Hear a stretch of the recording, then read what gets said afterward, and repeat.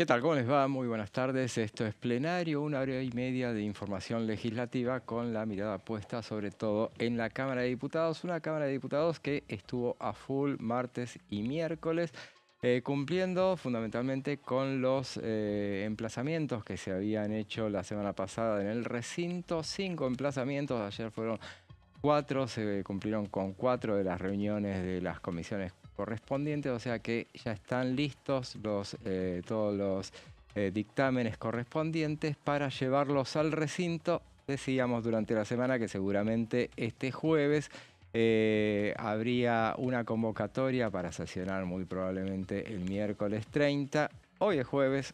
Hoy todavía no hay ninguna novedad al respecto y se va enfriando esa posibilidad. Después les vamos a contar por qué se interpreta que, bueno, finalmente se está postergando el llamado a sesión y, bueno, teniendo en cuenta que este viernes, mañana es el día no laborable, si no era hoy, la convocatoria difícilmente se vaya a hacer lunes o martes. Entonces, muy probablemente esa eventual sesión quedará para la semana siguiente. De esas especulaciones hablaremos a lo largo de este programa. Primero vamos a los títulos y después les presento a quienes me acompañan. Pero vamos a los títulos. Reunión conjunta de Presupuesto y Hacienda y Energía y Combustibles obtuvo dictamen el proyecto que modifica el impuesto a los combustibles líquidos. Esa fue la última reunión que se realizó ayer martes.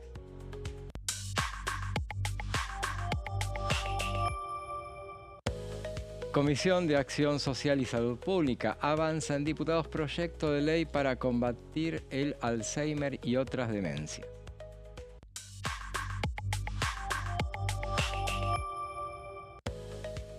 Emergencia del Garraham y financiamiento universitario. Con el objetivo de dictaminar ambas iniciativas, los proyectos se tratarán el próximo martes en el Senado. Esos son los títulos principales de esta jornada. Y ya les presento a quienes hoy me acompañan. Estoy rodeado de Pablos, pero vamos con el Pablo primero. Pablo Varela, ¿cómo estás? ¿Qué haces, José? ¿Todo bien? Muy bien. Bueno, me alegro. Sí, efectivamente una semana corta porque está el feriado mañana viernes. Bueno, obviamente 17 de agosto, que cae domingo, pero feriado, digo, viernes no laborable. Una semana intensa en lo que tiene que ver con las comisiones. Se retomó después de sesiones y demás. Y está cruzado, obviamente, todo lo que tiene que ver con lo legislativo con el cierre de candidaturas, que va a ser el domingo, una rareza, ¿sí? Generalmente cae los sábados hasta las 23:59. Este año, con el corrimiento electoral, con la eliminación de la PASO, quedó para el domingo hasta las 23:59. Cae además día de San Martín. ¿Por qué Mañana, lo hacen en domingo? ¿Cómo? ¿Por qué lo hacen domingo? Sí, raro, ¿no? Cambia Uno todo. creía que el sábado a la noche se iba tarde de la redacción, pero con la cuestión ya definida. Es un tema. No, bueno, los que trabajan el domingo tendrán que remar ahí importante. Sí. Y en el medio de todo esto, bueno, también una reunión de gabinete que fue hoy anunciada, ¿sí? Para mañana temprano. Así que, y hoy también en La Plata, digo, acto que encabeza el presidente, lo que tiene que ver obviamente con la libertad avanza en la provincia de Buenos Aires, que el 7 de septiembre hay elecciones. Así es, bueno, y decía que estaba rodeado de Pablos. Ahora les voy a presentar al compañero nuevo, Juan Pablo Cabana. ¿Cómo estás? ¿Cómo estás, José? Muy bien. buenas tardes. Un gusto estar aquí. Bienvenido. Compartir mesa también con el señor Pablo Varela, un compañero de otras aventuras periodísticas. Queremos saber de tus aventuras periodísticas. A ver, Sí, presentate, a ver supuesto. en qué medios estás. Estoy en el diario Perfil cubriendo Casa Rosada, compañero del señor Varela. Así que estamos con la agenda también del gobierno nacional. Muy bien, muy bien. Vas a traer toda la información de Casa Rosada y, por supuesto, complementándola con toda la información que manejas. Así es. ¿Qué podés decirnos respecto de lo que vas a hacer hoy? Hoy que es tu debut acá. Es mi debut. Sí, vamos a estar conversando sobre un proyecto que presentó el diputado Facundo Manes en el mes de marzo y que en el día de ayer obtuvo dictamen por amplia mayoría con el acompañamiento de la oposición sobre un proyecto que trata de la promoción de salud cerebral. Específicamente, la iniciativa busca crear un programa que prevenga la enfermedad del Alzheimer, ¿sí? el oficialismo votó en contra. Solamente hubo disidencias de parte del Frente de Izquierda, disidencias que te voy a contar después, José. Tuvieron eco en el autor del texto por parte de Facundo Manes, ¿no? Acerca del nombre y acerca de cómo se tiene que desenvolver este programa que busca prevenir el Alzheimer, el prevenir y la detección temprana. Muy bien, y es un proyecto de, como decía Juan Pablo, de Facundo Manes. Facundo Manes que va a ser candidato a senador nacional por el espacio de Provincias Unidas. Y bueno, eso viene a cuento de que lo que decía Juan Pablo. Pablo, me voy a hacer lío con los Pablos, pero respecto del cierre de listas de este fin de semana, este domingo, y bueno, es la primera vez que yo recuerde que se hace un día domingo. Sí, que tiene que ver con los cierres de alianza, porque tiene que ser 10 días después, algo así es. Entonces, como el cierre de alianza había sido un día jueves y normalmente es un miércoles, bueno, cayó ahí, pero bueno. Sí, un día habrá que habituarse. Hablando con un ex diputado nacional que justamente se encargaba de armar, era un gran armador electoral, un hombre con un perfil muy bajo acá dentro de la Cámara, pero que era un armador electoral, me dio la definición que me quedó grabada, que era segundo miércoles de junio, las alianzas, tercer sábado de junio, las candidaturas. Eso era con el contexto, con el escenario, digamos, de las PASO.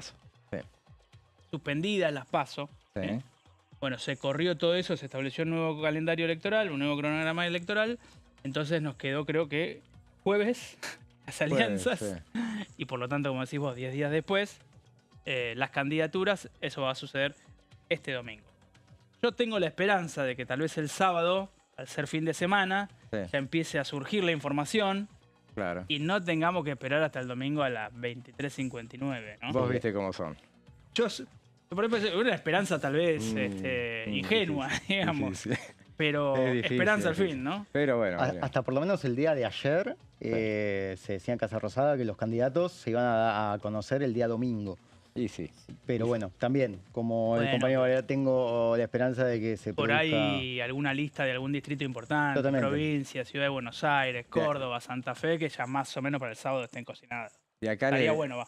De acá les decimos, no somos partidarios. Ya nosotros defendíamos, yo por lo menos defendía las PASO, así que vuelvan las PASO y que vuelva todo el organigrama normal. Pero al margen de eso, de acá les advertimos a quienes armaron esto y les va a jugar en contra porque antes se cerraban los sábados, todos los nombres no estaban los sábados. Y después se iba completando el domingo que nadie se daba cuenta. Y terminaba el lunes, martes, terminaba. Ahora, esto es el domingo, si no completan el domingo, bueno, van a tener que el lunes, porque el lunes no vengan, que bueno, el que estaba, el sexto era uno y aparece otro, no, bueno, digo, pero bueno, vamos a meternos en una de las informaciones. Bueno, la provincia, de Buenos Aires conservó eso. Fue un cierre un sábado 19 de julio, si mal pero no mejor no hablar de ese cierre, o sea, no se copien nada de lo que fue el cierre de la... Esperemos apagones, que todo. No haya corte de luz, nadie se le ocurra eso. Esa ya la gastaron. O sea, no hagan nada de eso. Claro, esa no. Es domingo, tienen un día más, resuelvan todo para el domingo y si es posible, bien temprano. Una de las noticias de la semana fue, obviamente, un tema que también tiene su correlato electoral porque es el gran caballito de batalla del oficialismo, que es la inflación, que se mantuvo debajo del 2%. Recordemos, la inflación de julio fue de 1,9% y ahí la vemos, vamos viendo entonces ese escenario descendente que se venía dando. Hoy viene teniendo un respingo desde el mes pasado y este mes respecto de lo que fue lo más bajo, que fue en el mes de mayo. Es muy probable que en agosto, algunos economistas que dicen que bueno, nuevamente puede volver a estar difícilmente esté debajo del 2%. Claro. Lo que sea agosto va a ir acumulando un poco lo que fue el ruido del dólar, ¿no? El ruido del dólar, claro. Hoy se calmó el dólar, evidentemente el gobierno interviene y volvió a bajar, pero ahí lo que refleja Julio me parece que fue la última semana, tal vez un poco más complicada en la cuestión del dólar, por eso no termina de trasladarse a precios. Claro. Es verdad que toca 1.5 y después sube hasta 1.9. Yo voy al supermercado, soy obviamente amo de casa. Ahí está muy bien. Y para mí hubo, por lo menos en lo que es alimentos, ¿no? Después por ahí, que yo servicios todavía no lo vi. Hay cosas que uno tiene en débito automático, no las mira un par de semanas después. Pero lo que es súper, el chino, el almacén de barrio, para mí hubo un aumento ahí, una corrección. En alimentos fue lo que más creció. Sí. Veamos lo que decía el ministro de Economía, Luis Toto Caputo, es muy activo en las redes sociales. Hizo un tuit muy extenso que decía: el IPC nacional registró una variación del 1,9% en julio, ubicándose por debajo del 2% mensual por tercer mes consecutivo. Esta dinámica no ocurría desde noviembre de 2017. Dijo además que la inflación núcleo fue de 1,5, en tanto se registró una variación en las categorías estacionales del 4,1% y en regulados del 2,3%. La inflación núcleo en el mes fue la más baja desde enero de 2018. La variación interanual del IPC nacional fue de 36,6%, registrándose 15 meses consecutivos de desaceleración en la comparación contra igual mes del año anterior. Esta variación interanual es la más baja desde diciembre de 2020 y tengamos en cuenta aparte que 2020 es incomparable por el hecho de que estábamos en pandemia. La variación interanual en estacionales, donde hay una ponderación significativa de artículos de indumentaria, fue de 14,6%. Vale recordar que la división de prendas de vestir y calzado registró en julio una variación mensual del 0,9%, del menos 0,9%, y una interanual del 27,3%, 9,3 puntos por debajo del nivel general.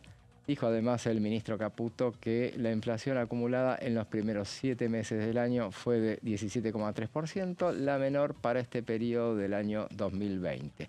Y por último señaló que la media móvil de 3 meses de la inflación general se ubicó por debajo del 1,7% y fue la más baja desde octubre de 2017. Bueno, ese es el tuit de Caputo, bien completo, bien conciso, dio datos que son inobjetables en ese sentido, porque Sí. bueno, la inflación ha venido bajando, más allá de esta leve variación que va haciendo hacia arriba y que muy probablemente se repita en el mes de agosto, pero bueno, la idea sobre todo es mantenerla encarrilada, sobre todo hasta el mes de octubre, momento de las elecciones. En octubre tendremos la elección de la inflación de septiembre, obviamente, Claro. estará para entonces. Y veamos lo que decía sobre el tema. Obviamente, como siempre, tuvo fuerte repercusión entre los legisladores y acá en el Congreso Nacional. Esto decía sobre el tema el diputado oficialista Julio Moreno Ovalle. La verdad que estoy muy contento. 1,9 de inflación del mes pasado no es una cifra cualquiera, a pesar del aumento que hubo, por supuesto, en la cotización del dólar. Esto no ha incidido en la determinación de los costos y de los precios. Así que lo tomo como un tema muy bueno, muy positivo para la economía, muy de apoyo a la política del ministro de Economía, Caputo, y creo que es importante que hay un apoyo no solamente de, obviamente, el gobierno, sino también de los empresarios que no están remarcando todos los precios, que eso hace a la buena convivencia de la economía en apoyo al plan económico. Ahora, también hay que tener claro de que muchísimos, especialmente personas que están apostando al fracaso de este gobierno, la verdad les diría, señores, vayan buscando trabajo, vayan yéndose a otro lado, empiecen a trabajar en la actividad privada, porque este plan está para quedarse y va a seguir para adelante. La gente nos está apoyando y nos va a seguir apoyando. Escuchábamos al diputado salteño Juan Moreno Ovalle, bueno, una de las voces que se expresó respecto de este dato inflacionario. Sí. Hablábamos de esta semana, de todos los desplazamientos que hubo. El primero de ellos tenía que ver con el tema para tratar de destrabar la Comisión Libra, y de eso nos va a hablar, esto fue el martes pasado a partir de las 17 fue, de eso nos va a hablar Pablo Varela.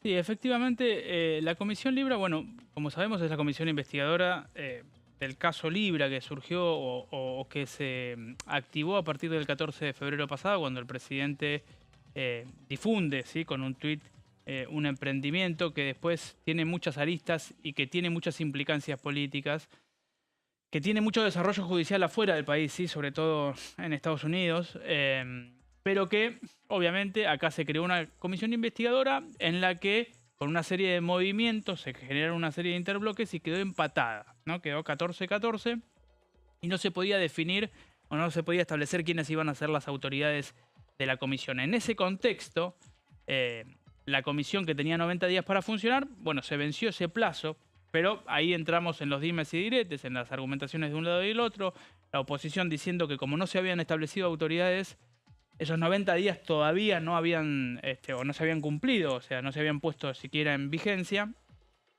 Y finalmente, en la última sesión, se emplazó a la Comisión de Peticiones y Reglamentos y de Asuntos Constitucionales para tratar este proyecto, que es un proyecto de resolución de Maxi Ferraro, que lo que busca es intentar destrabar esa dificultad de funcionamiento. Ahí lo que estamos viendo en la primera placa es que se emitió en esta plenaria que decíamos el martes un dictamen de resolución que está impulsado por Maximiliano Ferraro, que fue firmado perdón, de manera transversal por un montón de diputados de la oposición, digo, no solamente gente de la coalición cívica, sino también de UP, y que tiene como finalidad lo que tiene que ver con la comisión investigadora Libra.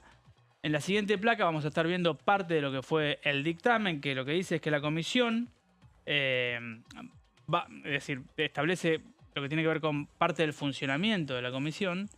La comisión tiene que votar por mayoría, ¿sí?, lo que son sus autoridades, pero en el caso de que haya empate en lo que tiene que ver con el presidente, que es justamente lo que sucedió, bueno, se asignará el candidato que sea respaldado por los miembros cuyos bloques parlamentarios sumados tengan la mayor cantidad de diputados en el pleno de la Cámara. Claro. Es decir, el bloque más voluminoso va a poder establecer quién es el presidente de la comisión investigadora.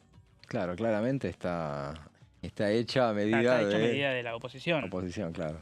Y te diría que ahí tiene que haber un acuerdo, por eso también lo firma UP, ¿no? Claro, sí, sí. Y la candidata que suena, obviamente, es Sabrina Selva. Es la que propuso. Que es la que está propuesta, que es diputada que viene del Frente Renovador, pero que obviamente está dentro de Unión por la Patria, lo que es el peronismo, el kirchnerismo. Y la comisión se establecieron nuevos plazos y la comisión tiene hasta el 10 de noviembre de este año para producir informes, dictámenes y conclusiones, ¿sí? Recordemos que esto no tiene ninguna vinculación respecto a la justicia. Puede tenerlo como no, pero digamos, claramente es en el marco del Congreso. No es un buen momento para que se investigue, digo, para el gobierno, para la Casa Rosada, justo cuando arranca el tramo de la campaña electoral. Veremos qué tan aceitada o qué tanto funcionamiento termina teniendo la comisión. Pero digo, si después tenés la posibilidad de citar testigos y demás, o especialistas en cibernética y en criptomonedas y demás, por ahí se puede tornar un dolor de cabeza, ni hablar si tienen que citar funcionarios, que era lo que el oficialismo quería evitar a toda costa, sobre todo Karina Milei. Y también dentro de lo que fue el dictamen firmado este martes, dentro de las 48 horas de aprobado el dictamen, es decir, de aprobado en el recinto, la Secretaría Parlamentaria deberá convocar, Adrián Pagán, ¿no? El secretario parlamentario, sí, Adrián Pagán, tiene que convocar a la comisión dentro de los 5 días hábiles siguientes para que se reúna y definitivamente establecer cuáles son las autoridades y modalidad de trabajo, es decir, qué día se reúne y en qué horario se reúne.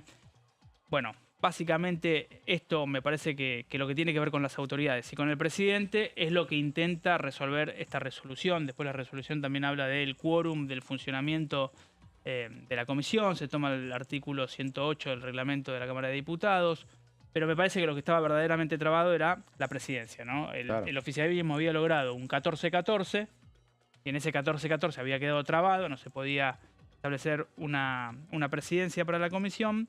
Bueno, este proyecto de resolución, si es aprobado por el Pleno del recinto en la próxima sesión, que puede ser el 20 o el 27 de agosto, veremos qué pasa, si hay o no números para juntar el quórum, destrabaría por lo menos lo que tiene que ver con la presidencia. Después ya se abre una caja de Pandora que no sabemos.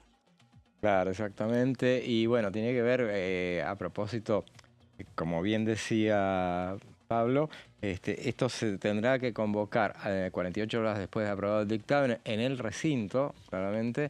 Entonces, habrá que ver cuánto más se demore la próxima sesión, Sí. entonces más se va a demorar la puesta en marcha de esta La comisión, que tiene tiempo hasta el mes de noviembre. Igualmente, bueno, hay tiempo suficiente para entonces y para aprobar este proyecto. Pero tengamos en cuenta también que, bueno, ¿por qué no se convocó hoy a la sesión? Y me parece que a esta altura difícilmente, vamos a ir mirando a cada rato a ver Claro. si hay convocatoria, pero todo indicaría que, bueno, a partir de ciertos ruidos que han entrado, a partir de lo que sucedió ayer con la cuestión de los proyectos de los gobernadores, bueno, habría ciertas dudas respecto de convocar ya a esa sesión. Y muchos decían, bueno, mejor esperar a ver cómo cierra las listas este fin de semana. Y a ver, en función de eso, contamos los heridos que hay, los recogemos con una camilla, salimos a buscarlos y a partir de entonces barajamos y vemos a ver si convocamos. Difícilmente se convoque el lunes que viene se puede hacer también. El Senado te convoca de un momento para otro, te lo hace. Pero diputados es difícil, son más, hace falta 129, hay que contar con el quórum, pero bueno, veremos entonces si eso sucede y todo tiene que ver con este tema, esta comisión Libra, que justamente el gobierno quiere mantenerla desactivada por lo menos o nada sonora durante los tiempos. Que haga el menos ruido posible, ¿no? Claro. Me parece. Claro. Sobre todo en estos meses que quedan hasta el 26 de octubre, que es la elección. Sí, y tengamos en cuenta que, bueno, ahora ya tenemos una elección muy trascendente que es dentro de muy poquito, que es el 7 de septiembre en la provincia de Buenos Aires. Vamos a dar una breve pausa y después seguimos con más plenario.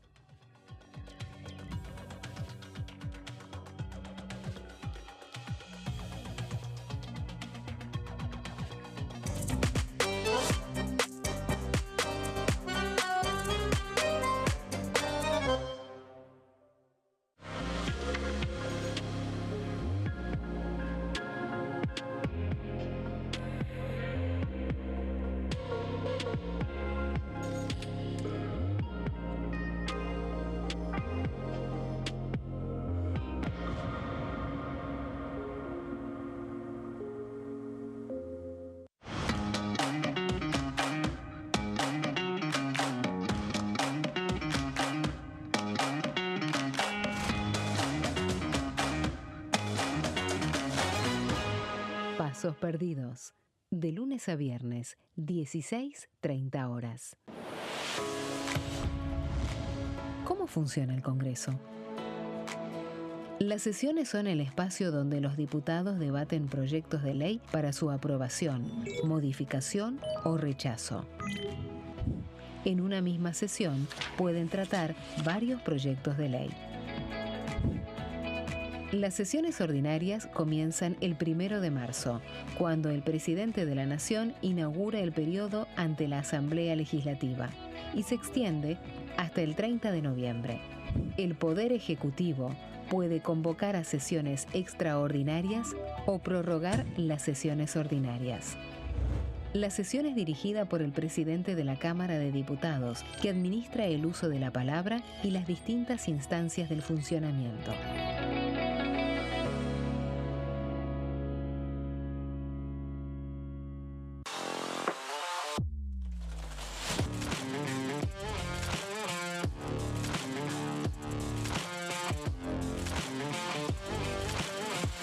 Orden del día, de lunes a viernes, 11 horas. ¿Qué función cumple el Congreso? El Congreso ejerce su función legislativa a partir de la deliberación y sanción de leyes que busquen el bien común de todos los habitantes. Durante 2024 se sancionaron 44 normas de enorme trascendencia, como la Ley Bases y Puntos de Partida para la Libertad de los Argentinos, la Ley de Medidas Fiscales Paliativas y Relevantes y la Boleta Única de Papel. La Constitución Nacional determina las atribuciones del Congreso, las cuestiones sobre las cuales puede y debe legislar, así como sus limitaciones. También establece la relación entre los distintos poderes, que es fundamental para equilibrar el sistema republicano. Además de legislar, el Congreso tiene la función de ejercer el control del Poder Ejecutivo. Entre otras atribuciones, ese control incluye el pedido de informes, las interpelaciones, la actuación de la Auditoría General de la Nación, dependiente del Congreso, la posibilidad de solicitar juicio político y la aprobación de las cuentas de inversión.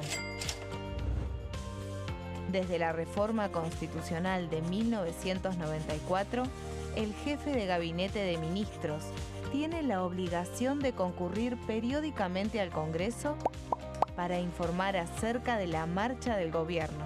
Este informe se realiza alternadamente en cada Cámara del Congreso.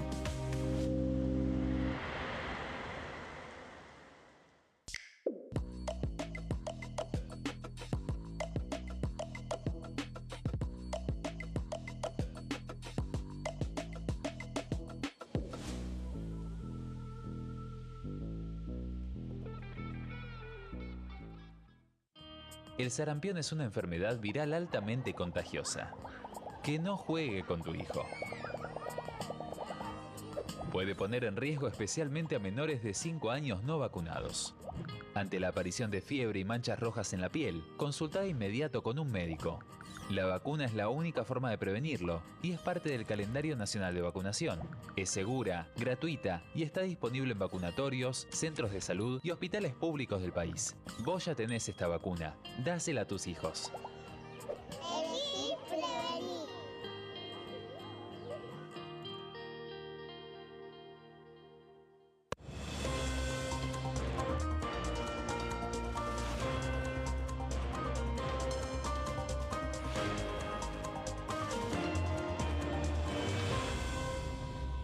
Consenso, de lunes a viernes, 12 horas.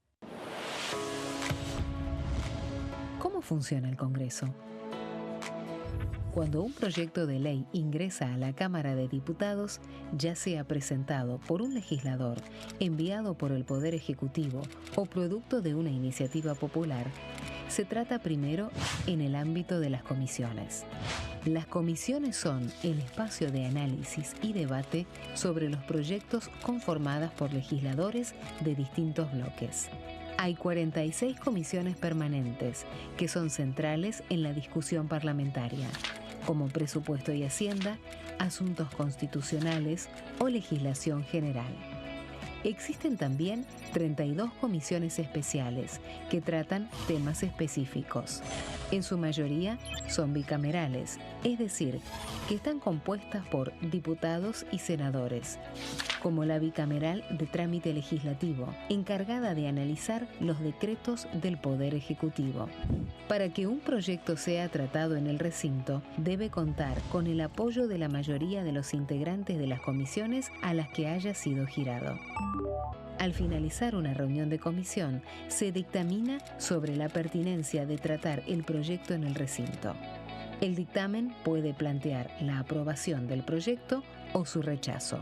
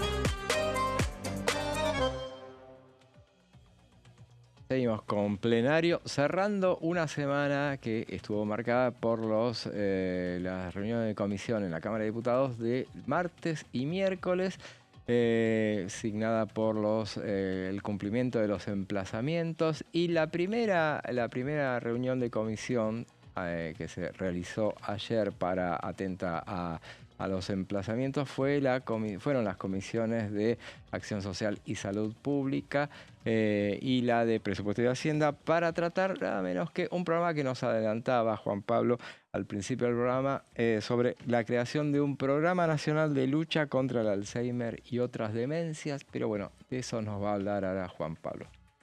Sí, como decía José, el diputado de Democracia para Siempre, Facundo Manes, elaboró un proyecto en marzo que consiguió un dictamen bastante contundente, por cierto, porque, bueno, ya lo vamos a ver dentro de las placas, consiguió firmas de toda la oposición. Estamos hablando de Unión por la Patria, la Coalición Cívica, Innovación Federal, Encuentro Federal y el Frente de Izquierda, que planteó algunas disidencias que ahora vamos a dar algunos detalles.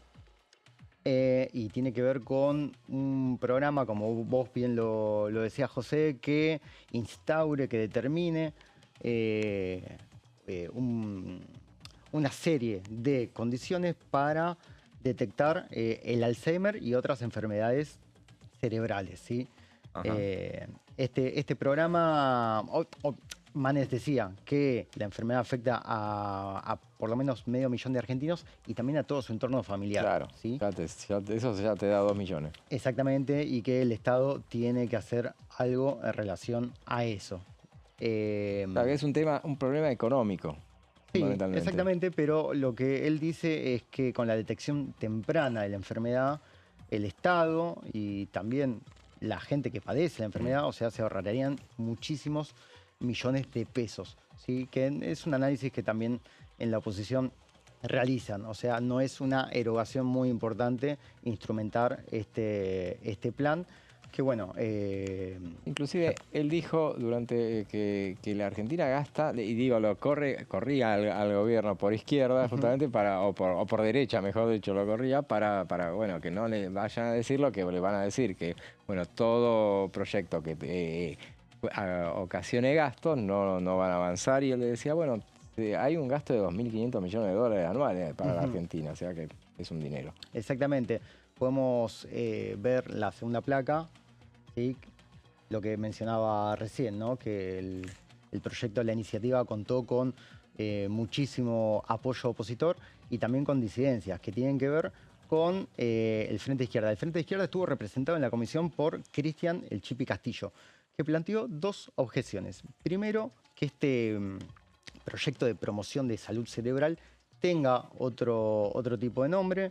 Lo que el legislador plantea es que puede ser estigmatizante para las personas que tienen la enfermedad. Y por otro lado, hubo un tema que tiene que ver con la autoridad de aplicación. O sea, ¿qué órgano, qué área del Estado va a encargarse de aplicar este programa de promoción de salud cerebral, ¿sí?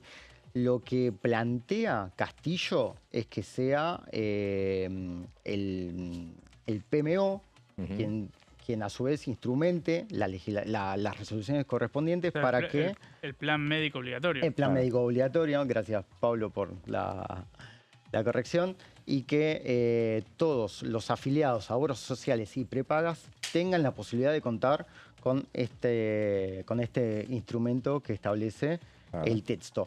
La autoridad de aplicación, perdón Juan, Sí, la autoridad de aplicación natural sería el Ministerio de Salud. Sí. Exactamente. Que está ahora con algunos líos, ¿no? Me parece, por Sí. otros motivos distintos. Y también quería sumar a las universidades al texto, ¿no? de la ley también. Exactamente, sí. Que la participación. Que cuenten con la participación. Vemos la placa número 3, ¿sí? Que la enfermedad hoy afecta a muchísima gente y que Manes calcula que no solamente afecta a las personas que padecen la enfermedad, sino también al entorno familiar que se tiene que ocupar de la persona que transita esta enfermedad. Te contaba, José, que Manes atendió estas requisitorias de la oposición, hubo diálogo y que está totalmente dispuesto a modificar lo que sea necesario para que este texto, cuando llegue al recinto, tenga el pleno acompañamiento del frente de izquierda. Lo mencionás a Facundo Manes, que es el autor de esta iniciativa, y bueno, veamos lo que decía sobre el tema. Ah, no. Bueno, pero para intercalar, digo, a ver si... Bueno, pero sigamos, entonces. A ver. Vamos con Manes y después seguimos con el informe. El Alzheimer es una condición que afecta la dignidad y la memoria de una persona. La memoria pierde las facultades cognitivas, el funcionamiento diario y cambios de conducta. Esto afecta a medio millón de argentinos, más el entorno familiar. O sea, estamos hablando de una problemática de 2 millones de argentinos. Es un gasto, no es es una inversión, no es un gasto. Argentina gasta hoy 2.500 millones de dólares en esta problemática y no tiene ninguna estrategia. Una estrategia es una inversión, es reducir el gasto y además es potenciar el cerebro de una sociedad que es la economía del siglo XXI. O sea, que estamos hablando de salud y de economía. La salud hoy ya no es solamente enfrentar una enfermedad, es crecimiento económico, es cohesión social, es trabajo, es educación. O sea, la salud hoy es parte importante del crecimiento económico. Todas las personas, primero es una prevención, 40% de las personas con demencia podrían ser, el 40% de esta problemática podría ser prevenido de las demencias, haciendo ejercicio físico, bajando el colesterol, teniendo la glucemia en límites normales, no teniendo sobrepeso, teniendo relaciones sociales, durmiendo bien. O sea, hoy podemos hacer prevención y además coordinar todo el sistema de salud argentino para la detección temprana, para el tratamiento, para también el abordaje de los familiares que tienen aumento de toma de psicofármacos, estrés, ansiedad. Es una problemática que engloba a toda la familia. Así que lo que hay que hacer es una estrategia nacional para prevención, diagnóstico, tratamiento y acompañamiento de los familiares. Vamos al autor de esta iniciativa, Facundo Manes, que decía, por ejemplo, entre otras cosas, que Argentina, que ha sido pionera en la materia, ahora ha sido pasada no solo en el mundo, sino por otros países vecinos como Chile, México, Brasil y Costa Rica. Seguimos con tus placas. Sí, exactamente. Nos queda una placa más que tiene que ver con los detalles que daba el neurocientífico acerca de su iniciativa que fue presentada en marzo.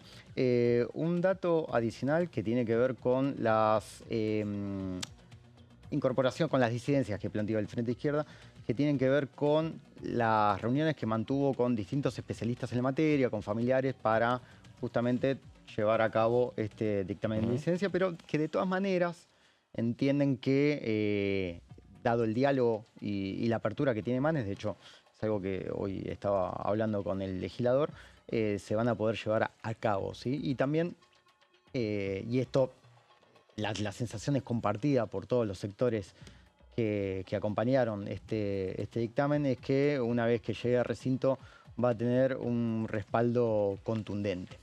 Ajá, eso es lo que decían también Cristian Castillo. Exactamente. Las modificaciones. Bueno, digamos también que sobre este proyecto también el diputado Manes comentaba el hecho de que, bueno, para el futuro, el 70% de los países más afectados mejor dicho, el 70% de los casos de Alzheimer van a estar nucleados en los países de medio,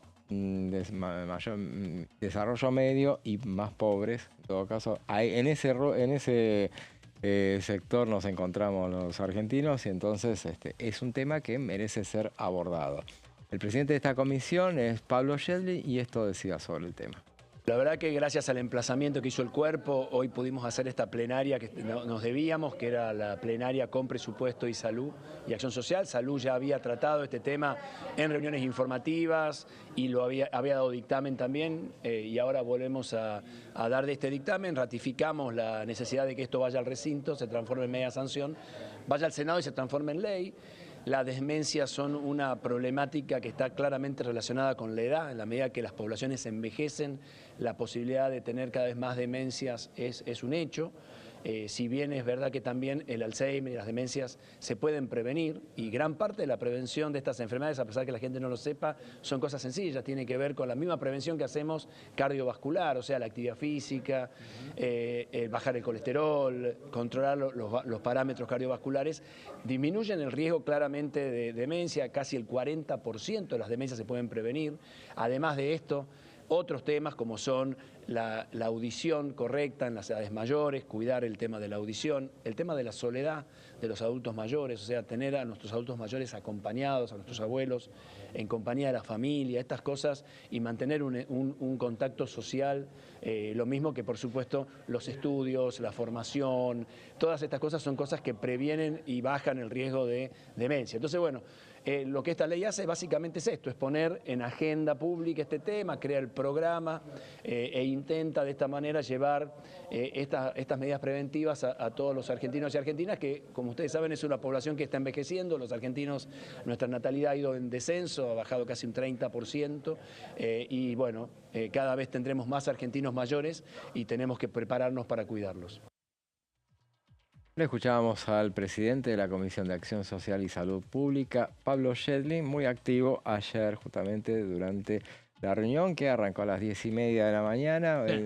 una jornada que estuvo marcada por los emplazamientos y el cumplimiento de esos emplazamientos.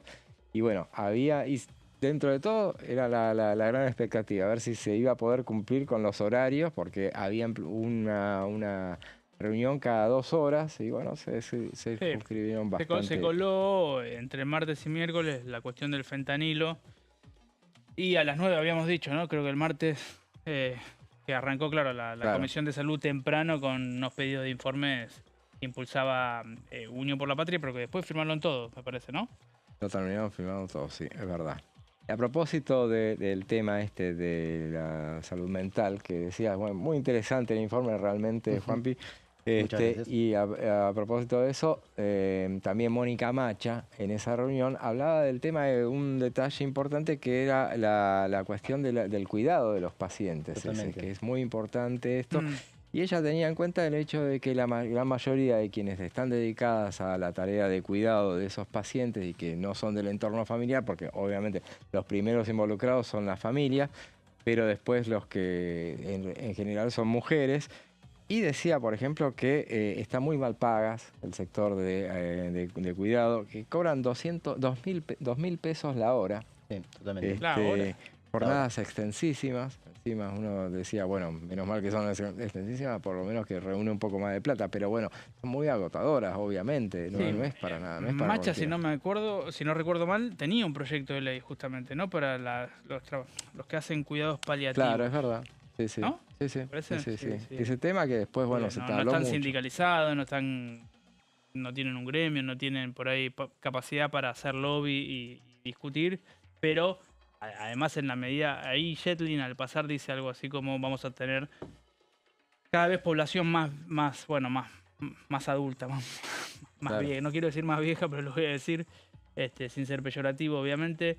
Entonces, claro, tal vez esa posibilidad o la necesidad de las familias de cuidar a un familiar que ya está, o por enfermedad o por sencillamente edad, lo que fuere, no se puede cuidar solo, va a aparecer, ¿no? Claro. Va a aparecer. Sí.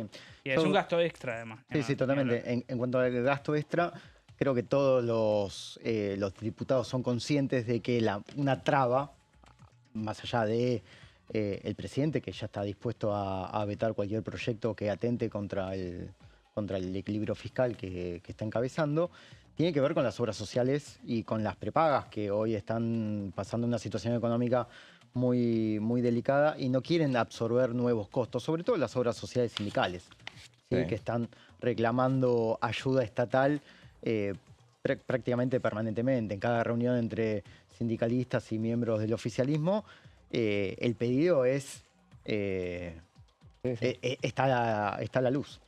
Así es, y bueno, la importancia del tema que trataba de darle Manes y que por eso lo escuchamos con toda la pasión que le pone a los proyectos de él y al tema, que es un tema que obviamente lo ocupa, el tema de la salud mental lo recontra ocupa porque es, bueno, es un neurocientífico. Y él decía que es un tema tan motivador y tan convocante para todos los países, no solamente en la Argentina, sino que en el mundo, sino que es tan preocupante la situación de el tema Salud mental, la salud mental, sí, cerebral. que No es, salud mental psiquiátrica, sino las demencias, claro, digamos, las sí, degenerativas. totalmente, la comparó con el cambio climático, la desigualdad y las guerras. O sea, la puso a ese nivel, o sea, que merece toda la atención porque, bueno, y si lo analizás bien es así. Claro, debe tener mucho que ver para mí con la edad, con el promedio de edad que se va elevando. Claro. Entonces, por ahí sí, bueno, él habló de deporte, de vínculos sociales, de alimentación. Probablemente todo eso te vaya deteriorando el cerebro y en algún momento de la vida por ahí te agarra algo ligado a eso, ¿no? Claro. Sí, yo la verdad que tengo familiares tengo amigos que tienen familiares con Alzheimer y es todo un tema para la familia, un costo económico, claro, también, y una preocupación constante. Mira, a propósito de lo que decía Pablo Varela, decía, el mundo estaba envejeciendo. Esto lo dijo Manes, me llamó a fijarme en lo que había dicho. La gente vive más y el principal factor de riesgo, el Alzheimer, es la edad. O sea que mirá, ahí tenés. Así que hay una epidemia en el mundo y gran parte de los casos están pasando en países de bajos y medios ingresos como la Argentina. Y por eso decíamos, en el futuro el 70% de los casos van a estar en países como la Argentina. Y por eso es una cuestión económica y bueno, insisto, corriéndolo por derecha al gobierno de modo tal de que aparezca la cuestión de que, bueno, hay un gasto, seguramente debe tener, todo esto todavía no lo calculó la Oficina de Presupuestos del Congreso, seguramente lo va a hacer y lo vamos a comentar cuando llegue el momento. Pero bueno, atentos a que hay un gasto que no se cuenta, que debe tenerse en cuenta, que es el tema de los 2.500 millones de dólares que países como la Argentina, no sé en base a qué sacan esos datos, pero le creo perfectamente, anuales. Y eso lo calculó, no lo trajo, lo trajo a propósito de la Alzheimer Association. Dijo que es una asociación de prestigio internacional para hablar sobre el tema. Y bueno, fue muy interesante, por eso digo, había toda la atención, ayer toda la marca se la llevaban los proyectos de los gobernadores, que vamos a hablar después sobre, lo vamos a hablar con Daniela Romero también. Sobre los proyectos de los gobernadores, que también estaba en la convocatoria ayer, pero había dos proyectos que que pasaron en esa sesión intensa que fue la semana pasada, que era uno en particular, que es el de la salud mental, y el otro era el que tiene que ver con la emergencia en el sector de ciencia y el sector de la ciencia y de las tecnologías. Justamente que esos temas también contaron con mucho respaldo en materia de firmas en el dictamen. Vos decías 37 firmas. 37 exactamente, sí. Además el apoyo de Democracia para Siempre, Unión por la Patria, Innovación Federal, Encuentro Federal y el Frente de Izquierda.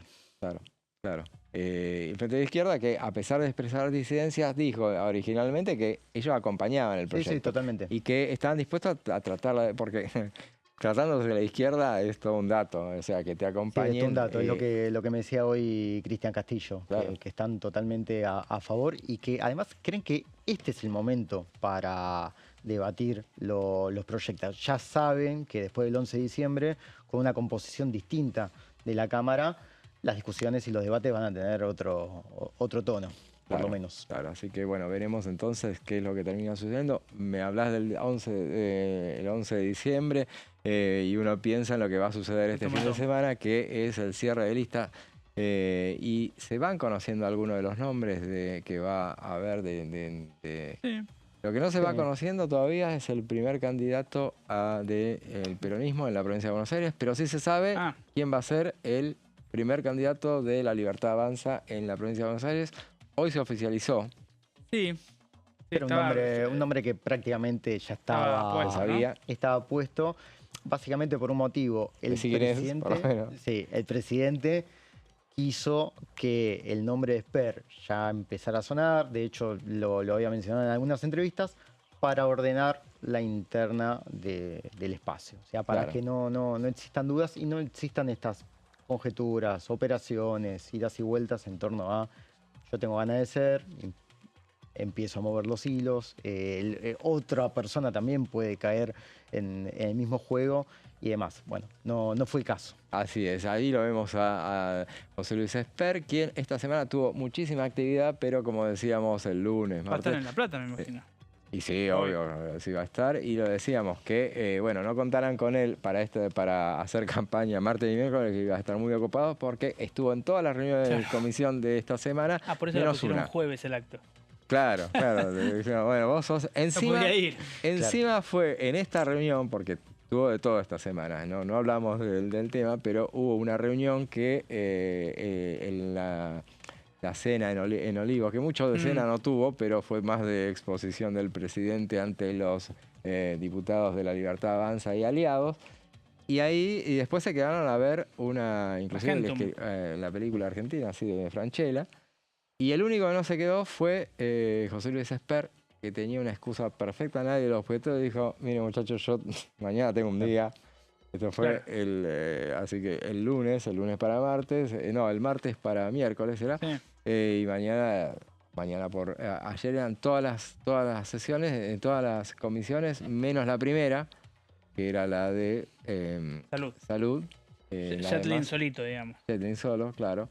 Y él tenía que estar en todo, así que tuvo la excusa para irse, se la perdió, la verá en el cine, la película. Pero comió empanadas. Alcanzó a comer empanadas, sí. Para mí que alguna que otra picó. Alguna, ¿no? Seguramente. Seguramente. Fue el primero que se fue. Pero bueno, están conociéndose algunos datos. Hay un dato que me pareció interesante, que era la cantidad de... va a haber varios gobernadores que van a jugar a sus vicegobernadores como candidatos en este cierre de listas. Mirá. Uno es el caso de Maxi Puyaro, gobernador santafesino, que pone a Gisela Scaglia al frente de la lista. Todavía no está confirmado, pero... ¿Fue diputada acá? 2 veces, sí. Ah, con razón. Del peronismo, sí. Entre 2017 y entre 2013 y 2017 fue. Y 2021. Y después ella va a ser candidata porque quiere jugar fuerte Maxi Puyaro por el hecho de que sea alguien que lo represente. Bien. Claro. Es del PRO ella, ¿eh? Es del PRO, pero no va a ir al PRO. Supuestamente va a ir, o sea, al bloque que se va a armar, se va a llamar Provincias Unidas, y todos los que están convocando, por lo menos el gobernador de Santa Fe, van a ir tienen la condición de que vayan a ese bloque. Y otro vicegobernador que va a haber es Gustavo Mena, de Chubut, que va a jugar en Chubut, obviamente, pero no encabezando la lista, así que difícilmente entre, porque ahí entran 2 nada más y claro, difícilmente tenés que arrasar. Para entrar, la primera candidata es Ana Clara Romero, que responde claramente al gobernador de Chubut, Gustavo Nacho Torres.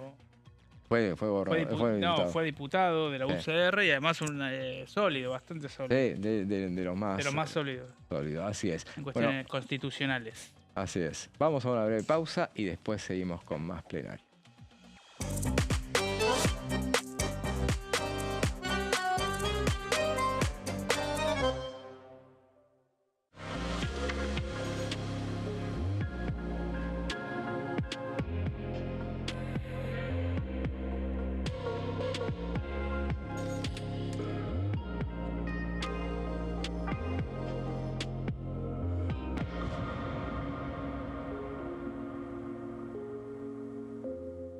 El domingo 26 de octubre son las elecciones nacionales. Por primera vez vamos a votar con la boleta única de papel, BUP. ¿Cómo es la nueva boleta? En las columnas, de manera vertical, están las listas con cada uno de los partidos. Y en las filas, ubicadas horizontalmente, las categorías de cargos. En las elecciones de este año, las provincias que solo elijan diputados van a usar este modelo de boleta. Una vez que estés en el espacio de votación, marcás con una cruz la opción que elijas en el casillero correspondiente. Aquellas provincias que además de diputados elijan senadores van a usar este otro modelo de boleta, al que se le agrega la categoría senadores. En este caso, una vez que estés en el espacio de votación, vas a marcar la opción de tu preferencia por categoría. Para votar diputados, haces una cruz en el casillero que corresponda. Para votar senadores, marcas con otra cruz la opción que elijas.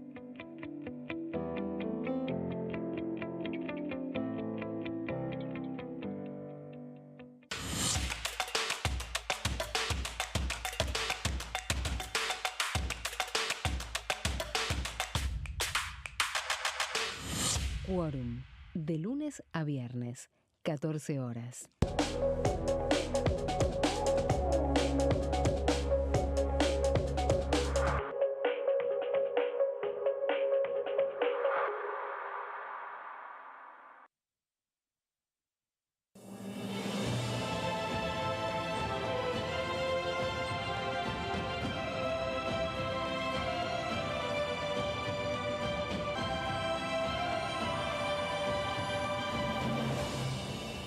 La bancada, de lunes a viernes, 13 horas.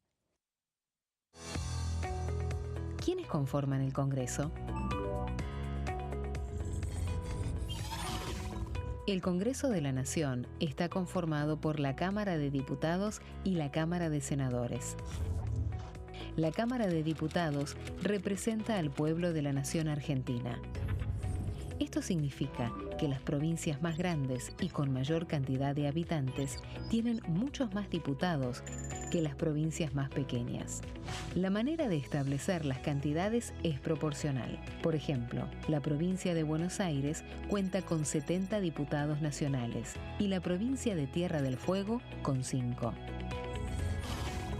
La Cámara de Senadores representa a las provincias. Cada provincia envía 3 senadores al Congreso Nacional.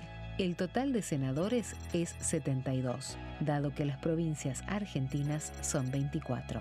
Este es el número fijo, estipulado por la Constitución Nacional.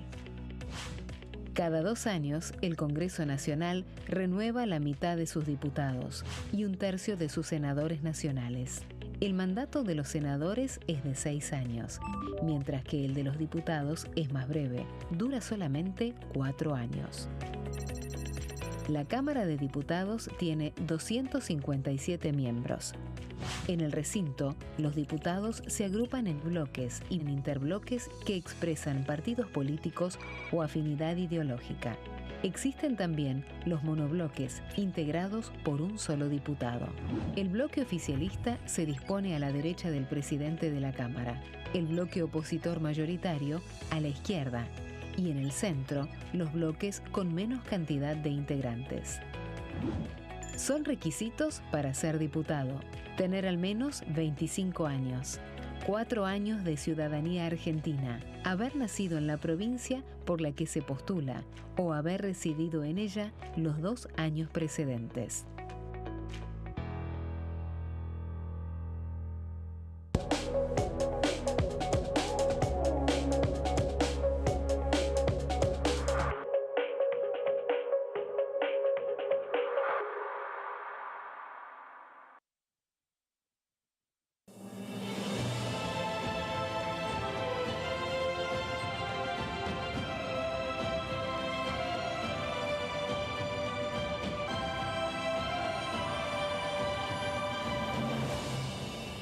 La bancada, de lunes a viernes, 13 horas.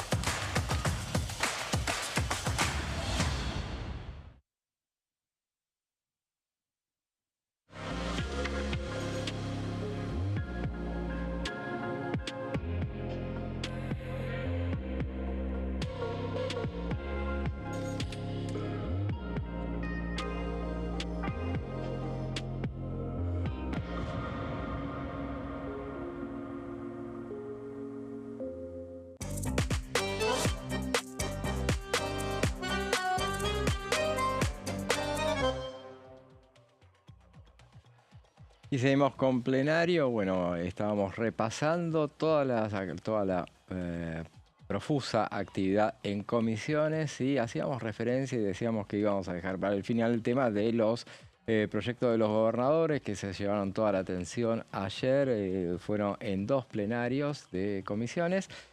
Uno fue un plenario de una reunión, una comisión de presupuesto solamente. Fue la que tiene que ver con el proyecto de el reparto de los ATN. Una comisión que terminó nada menos que con 4 dictámenes.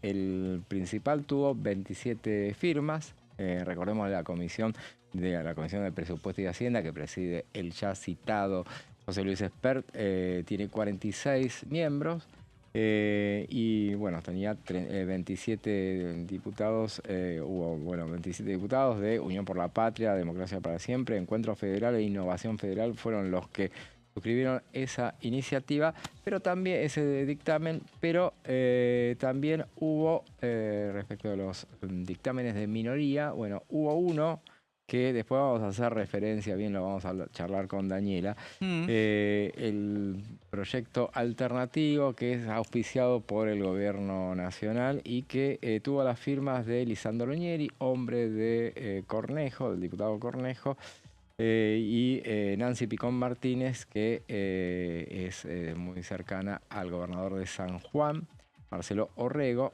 Hubo también dictámenes de Juan Manuel López y un dictamen de Cristian Castillo. Veamos lo que decía Juan Manuel López de la Coalición Cívica. Cuando hay situaciones de emergencia, como prevé la ley de coparticipación o de desequilibrio financiero, sea el Congreso el que decide esto. Porque no lo acuso a este gobierno de esta situación, pero así a los gobiernos anteriores han utilizado los ATN para comprar voluntades en el Congreso, para, en fin, castigar o no a una provincia. Siempre se dijo látigo y billetera de Néstor y de Cristina Kirchner y antes de otros presidentes.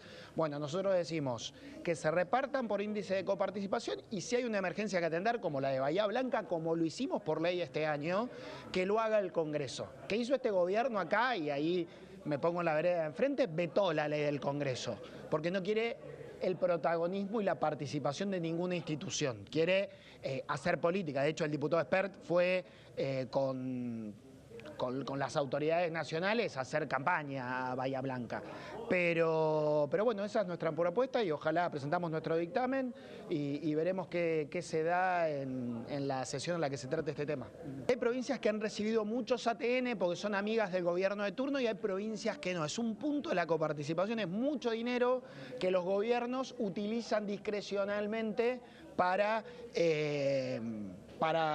premiar o castigar a una provincia. Y la verdad que es eso, hoy el gobierno no los está usando para nada. Y eso también está mal. O sea, está mal que los usen para premiar o castigar, está mal que el gobierno se quede con la plata, porque no es plata que le pertenece, es plata que está destinada a situaciones muy puntuales. Escuchábamos a Juan Manuel López, autor, como decíamos, de uno de los dictámenes de minoría. Otro de los dictámenes fue de Cristian Castillo y el otro de el que responde a un sector de los gobernadores. Por eso se deshilachó un poco el apoyo que tenía, se esperaban más firmas. De todas las reuniones que hubo, esta fue la que tuvo el dictamen que tuvo menos firmas, porque fue 27 firmas, igualmente eran lo suficientes como para ser de mayoría. Pero veamos lo que también decía otra diputada, una diputada del PRO, en favor de la postura de las alternativas sobre, en este caso, la diputada Laura Rodríguez Machado. Lo que estamos tratando en la Comisión de Presupuestos es un proyecto que viene con media sanción del Senado, donde indica una distribución de los ATN. Los ATN son, según su ley de creación, un fondo que se reserva a la Nación para atender a cuestiones específicas de emergencia de las provincias. Bueno, este proyecto elimina ese fondo convirtiéndola nuevamente en coparticipación.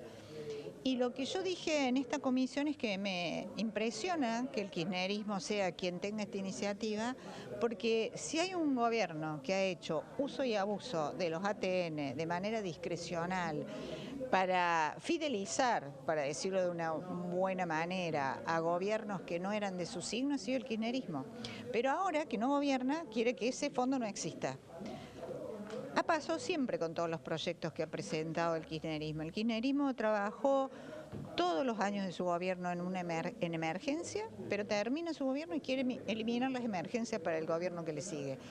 Todo su gobierno trabajó con una discrecionalidad tremenda y muy injusta de los ATN, ahora quiere eliminar el fondo de los ATN.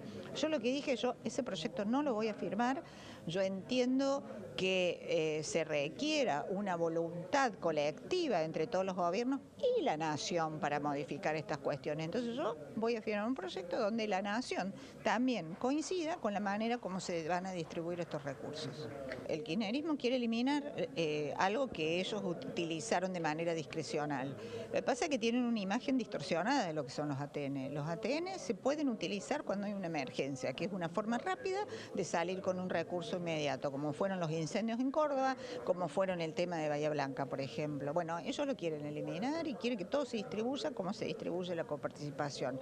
Mi proyecto hace que también el Ejecutivo, lo que por lo menos la voluntad que yo tengo, no es mi proyecto del despacho, que el Ejecutivo también tenga fondos para este tipo de emergencia o estas situaciones y que decida el remanente si lo va a distribuir o no, si es que este existiera con el resto de las provincias. La escuchábamos a Laura Rodríguez Machado, quien firmó, como bien decía ella, junto a sus pares del PRO y de la Libertad Avanza, el dictamen que elaboró el gobierno en realidad, pero suscribieron Lisandro Nieri, que responde al gobernador de Mendoza, Alfredo Cornejo, y Nancy Picón Martínez, que responde al gobernador Marcelo Orrego, gobernador de San Juan. Esa es la alternativa que propusieron al dictamen de mayoría que tuvo, como decíamos, 27 firmas. Y bueno, para hablar sobre ese tema, quien sabe todo sobre estos proyectos de los gobernadores, y no lo sabe de ahora, sino que lo sabe desde antes, porque nos lo venía anticipando en anteriores emisiones, es Daniela Romero, quien ya la convocamos. Hola Daniela, ¿cómo estás? Hola, ¿cómo están? ¿Cómo está José? Bienvenido, Juan Pablo. Muchas gracias. Acá lo tenemos mesa completa, así, y con vos ya ahora sí estamos completos. Y bueno, no miento, porque vos venías diciendo, hablando sobre las negociaciones, los intentos del gobierno nacional de poner alguna prenda de negociación, pero de todos los proyectos, con este en particular que tiene que ver con los ATN.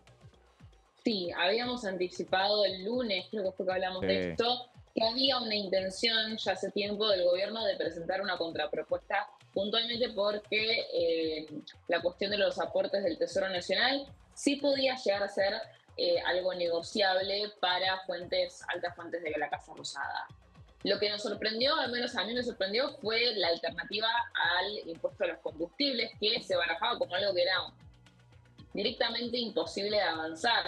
Pero también se entiende que estas contrapropuestas que se dieron a conocer a través de estos dictámenes de minoría, como muy bien introdujiste, José, sobre que tuvieron el apoyo de Cornejo y Orrego vía sus diputados, en este caso Nieri y Picón Martínez, junto con la Libertad Avanza y el PRO. Cabe destacar que dentro del PRO también firmó Ana Clara Romero, que es una de los alfiles de nada más y nada menos que Chubut. Claro. Estamos hablando de Nacho Torres, un gobernador que depende de la sesión, es opositor o es más bien afín al gobierno. Hay una cuestión acá discursiva que no necesariamente después se traslada a los hechos, ¿no? Pero claro. Ana Clara Romero es una diputada amarilla que, por ejemplo, en lo que se trató de los decretos delegados, ella colaboró para rechazar al menos 2 de ellos, como para entender un poco cómo es el juego. Pero bueno, en este caso, uno de los dictámenes tiene la firma de Ana Clara Romero. Estoy hablando más que nada del impuesto a los combustibles, y esto es clave para entender que estas contrapropuestas, más allá de si consiguen o no eventualmente una sanción, es una movida política. Es más bien política para poder empezar a dividir a los gobernadores con la promesa de llegar a una ley de coparticipación. ¿Por qué al gobierno le interesaría llegar a una ley con esto?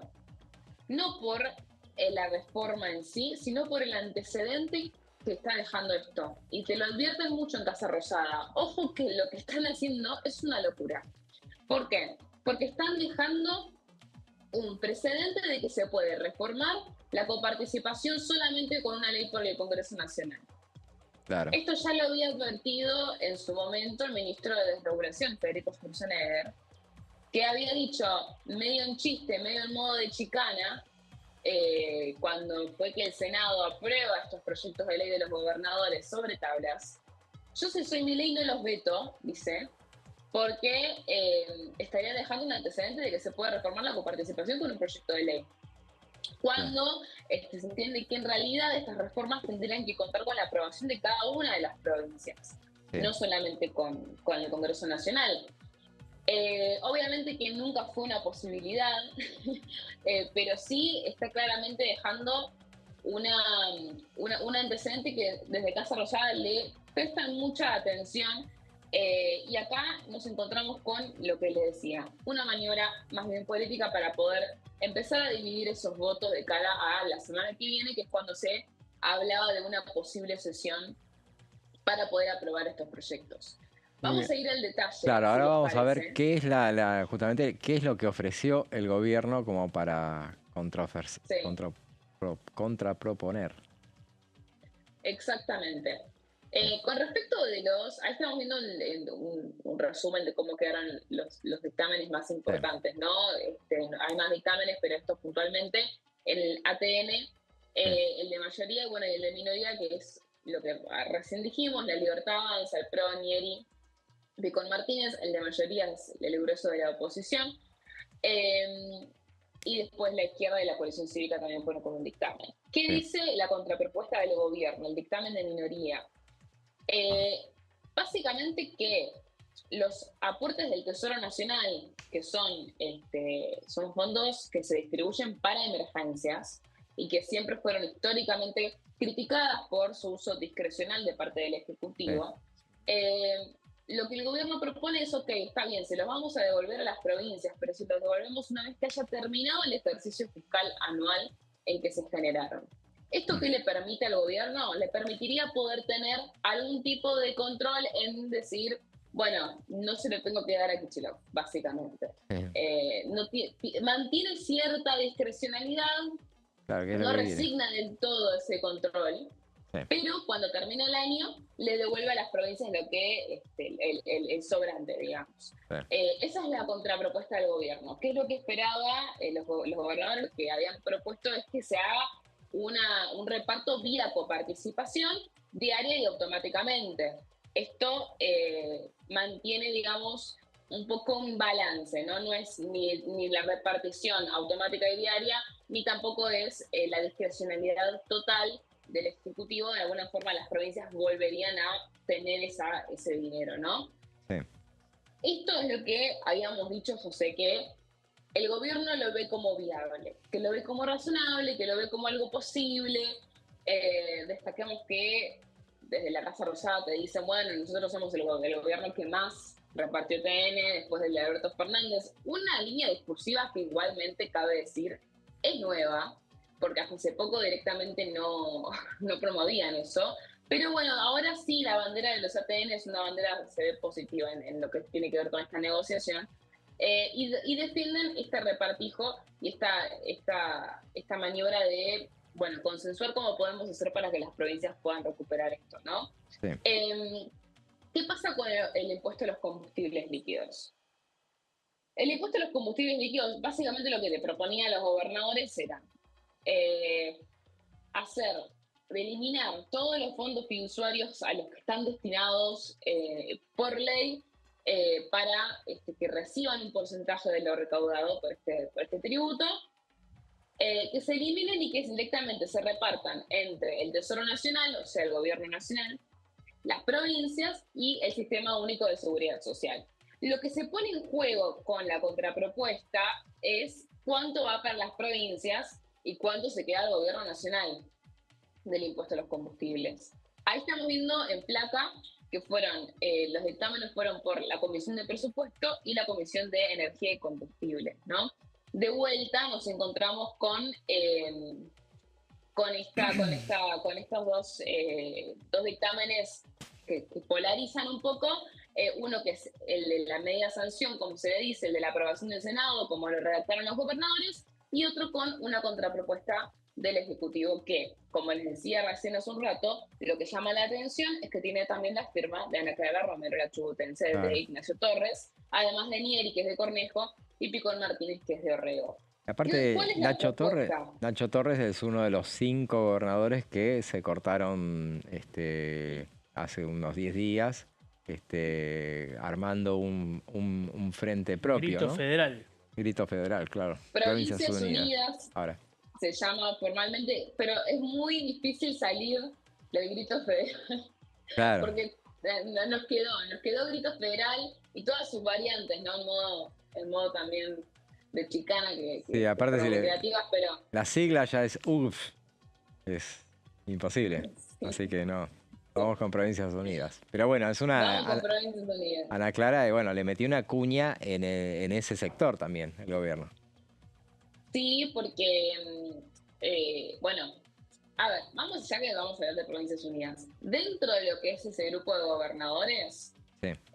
Está bien, Torres es uno de los que tiene, discursivamente quizás es un poco más duro, pero su vínculo con el gobierno nacional no es tal, no es tan duro.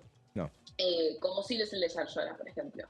Y directamente el de Claudio Vidal es súper cercano al Ejecutivo.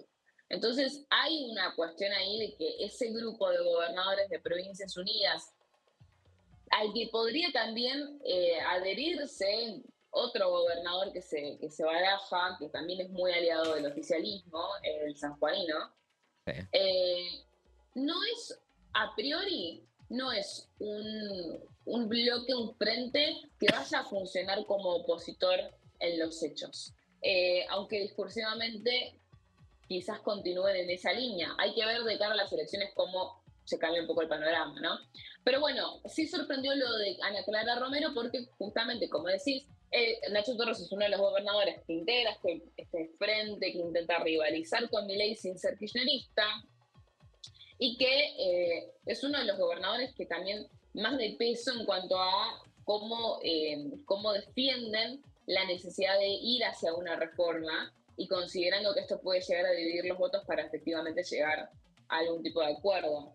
De todos modos, un dictamen es un dictamen, hay que ver qué pasa en el recinto. Hasta ahora vimos que cuando fue la última sesión, el único gobernador que aportó sus alfiles para que haya quórum, a sabiendas de que se iban a votar los emplazamientos para estos dos proyectos, fue Yarlora. Sí. Entonces, de ahí justamente las variantes de que quizás el grito federal es más un susurro y toda la paradoja que se lleva a cabo, ¿no? Entre lo discursivo, lo narrativo y después los hechos.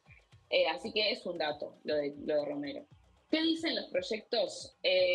Como les decía antes, lo que se cambia acá es qué porcentaje va para el gobierno nacional y qué porcentaje van para las provincias.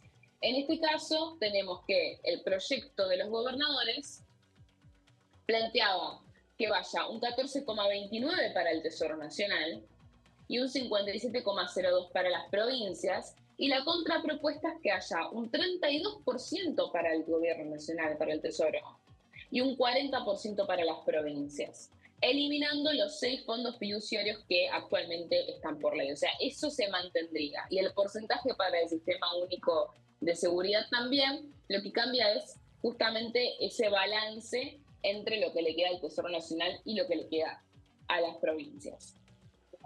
Después, dentro de lo que es las provincias, se mantiene también esa subdivisión, ese porcentaje de 75-25, y es algo que se mantiene por ley, como está hoy en día. Pero lo que cambia acá es ese 32 para el gobierno nacional y ese 40 para las provincias, que forma parte de este proyecto que apareció durante la reunión de comisión, de plenario en realidad de ayer, y que tiene la defensa de una diputada que se llama Lorena Villaverde, de La Libertad Avanza, que ella podría llegar a ser también uno de los nombres que resuenan de cara al domingo. Uh-huh.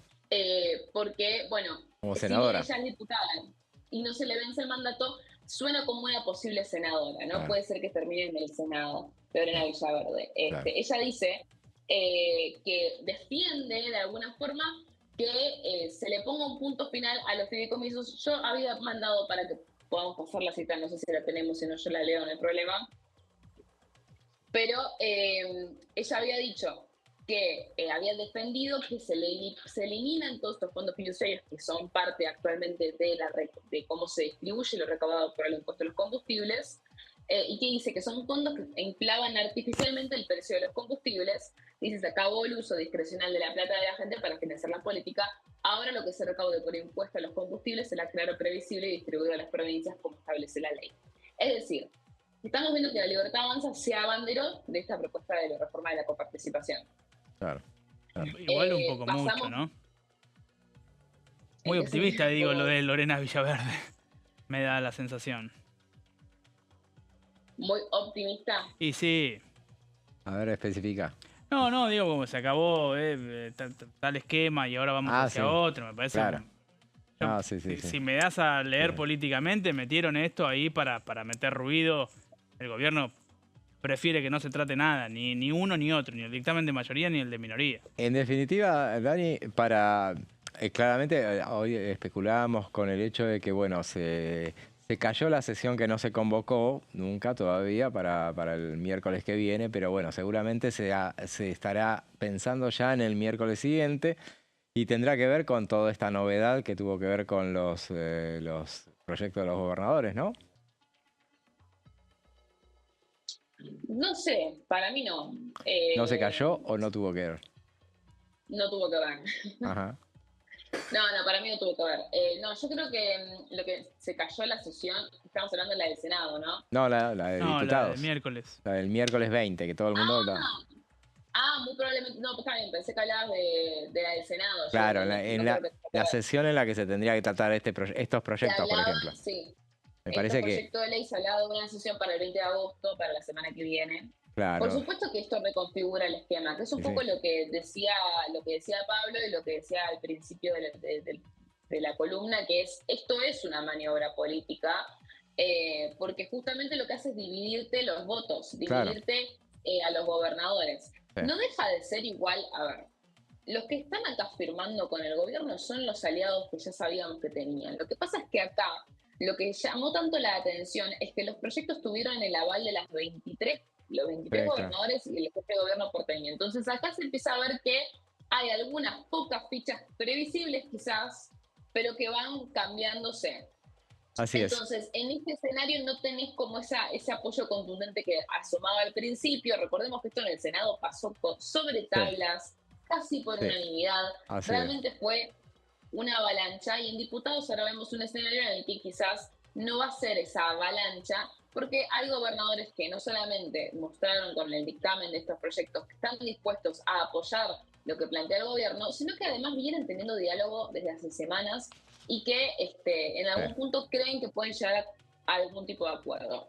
A priori es lo que dice Pablo, ¿no? Esto es para dilatar el asunto. El gobierno va a preferir que esto no se apruebe. Lo que no podemos dilatar es el programa, ya llegamos al final. Gracias, Dani, como siempre, buen fin de semana y nos vemos el lunes. Igualmente.